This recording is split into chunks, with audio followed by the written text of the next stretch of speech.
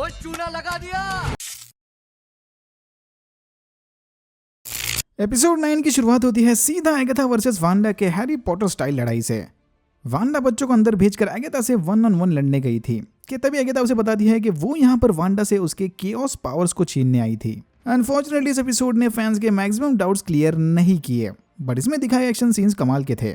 इसी लड़ाई के दौरान वांडा एगाथा पर कार क्रैश करती है कि तभी यहाँ द व्हाइट विजन आ गया। तो भाई हेक्स को क्रॉस करने के बाद भी इसकी रियलिटी चेंज नहीं हुई और ना ही इसे अल्ट्रॉन की आवाज है।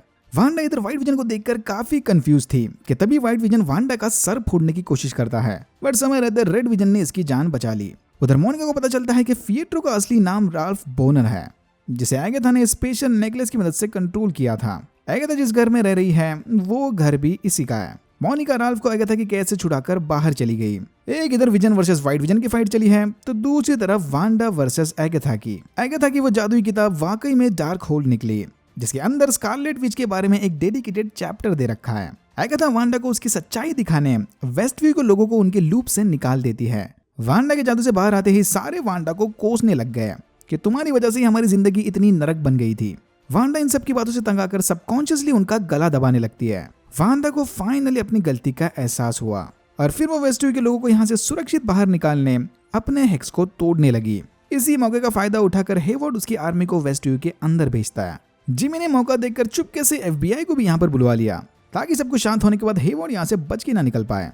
बट वेट, अगर वांडा ने हेक्स को तबाह किया तो विजन के साथ साथ वो अपने बच्चों को भी खो देगी। एगाथा इसे याद दिलाती है कि वांडा को अब वेस्टव्यू और उसके फैमिली के बीच किसी एक को चुनना पड़ेगा। ऑब्वियसली वांडा ने अपनी फेक फैमिली को चुना और हेक्स को बंद कर दिया। एगाथा धीरे धीरे वांडा के पावर्स को अपने अंदर अब्सॉर्ब करने लग गई। मतलब फिर से वांडा वर्सेस एगाथा और विजन वर्सेस व्हाइट विजन के बीच लड़ाई शुरू। बट अब लड़ाई में हेवर्ड की आर्मी भी शामिल हो गई। हेवर्ड की आर्मी के लिए तो बस बिली और टॉमी ही काफी हैं। विजन और व्हाइट विजन पास की लाइब्रेरी में जाकर लड़ रहे थे कि तभी दोनों के समझ आ गया कि वेट, इस मामले को तो बातचीत से भी सुलझाया जा सकता है। लाइब्रेरी में उठते हुए थोड़ा नॉलेज खेलने के बाद विजन व्हाइट विजन की मेमोरीज को रिकवर कर देता है ताकि उसे पिछला सब कुछ याद आ जाए। अपेरेंटली एक कार्बन बेस्ड सिंथेजॉइड होने की वजह से विजन की मेमोरीज को आसानी से नहीं मिटाया जा सकता। अपने मेमोरीज को वापस पाने के बाद white vision I am vision बोलकर वहां से चला जाता है। ये अब सीधा मूवीज में ही दिखेगा शायद। बाहर हेवर्ड बुजदिलों की तरह वांडा के बच्चों पर गोलियां चलाता है, बट मोनिका बीच में जाकर उन बुलेट्स को रोक लेती है। धूप धूप धूप फोटोन। ये देखकर हेवर्ड वहां से भागने की प्लानिंग में था कि तभी डार्सी उसे रोक लेती है। फाइनली वांडा अपने एज ऑफ अल्ट्रॉन वाली माइंड कंट्रोल ट्रिक को एगाथा पर यूज करती है, उसे उसकी पुराने ट्रॉमा की याद दिलाने। But Agatha is too powerful for this. Agatha उल्टा वांडा को पकड़कर उसे बताती है कि वांडा के पावर तो तगड़े हैं, बट वो कम एक्सपीरियंस की वजह से मात खा गई। इधर एगाथा वांडा को ऑफर देती है कि अगर उसने एगाथा को अपने सारे पावर्स दे दिए तो बदले में ये वांडा के ब्रोकन हेक्स मैजिक को फिक्स करके वांडा को हमेशा हमेशा के लिए उसके फैमिली के साथ खुशहाल जिंदगी बिताने एक फेक रियलिटी में अटका देगी। यहाँ पर वांडा को स्कारलेट विच का आइकॉनिक क्राउन भी मिल गया, बट फिर वांडा एगाथा के ऑफर को ठुकरा कर उसे अपने जाल में फंसाती है। इसने एगाथा को चकमा देकर अपने रूम्स के अंदर अटका दिया। मतलब यहाँ पर एगाथा का जादू नहीं चलने वाला, याद है ना ये वाला सीन। वांडा एगाथा से सारे पावर्स वापस लेकर फुल ऑन स्कारलेट विच का रूप ले लेती है। नया आउटफिट एकदम बढ़िया है, बट एगाथा को मारने की बजाय वो उसके दिमाग पर कंट्रोल करके इसे वेस्टव्यू में अटकी एग्नेस बना देती है, द नोजी नेबर। फिर वांडा अपनी फैमिली को फाइनल गुड बाय बोलकर हेक्स को मिटा देती है।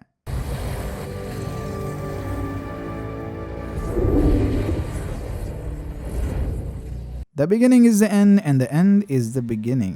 Obviously वांडा ने जो कुछ भी किया उसके बाद वेस्टव्यू वाले उसे माफ नहीं करने वाले, बट मोनिका इसे बताती है कि वो वांडा का दर्द समझ सकती है। अगर इसके पास ऐसे रियलिटी बेंडिंग पावर्स होते तो वो खुद भी अपनी मम्मी को जिंदा करने की कोशिश करती।